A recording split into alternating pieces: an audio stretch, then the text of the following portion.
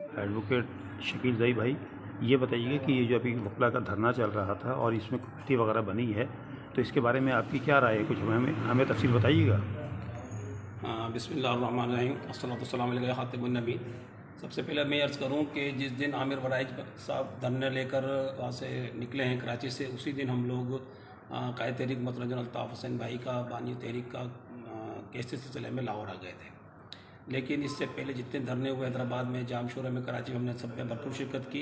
अल्ताफ़ भाई के कारकुनान ने भरपूर शिरकत की और इससे तक शिरकत की कि अल्ताफ़ भाई कारकुनान के ख़िलाफ़ थाना कैंट में 10 अप्रैल को एक FIR कटी, क्राइम नंबर 42/2025, जिसमें हमारे 2 साथी इस वक्त जेल में और 5 रुपोश हैं।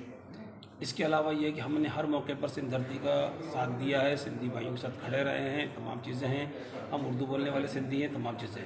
लेकिन अभी जब ये कुछ कमेटी वगैरह अनाउंस हुई है तो ये कमेटी बड़ी मुतनाज़ा हो गई है।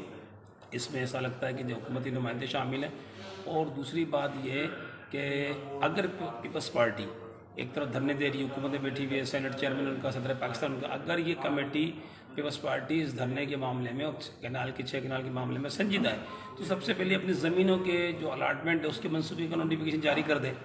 उसके बाद दूसरी बात करें।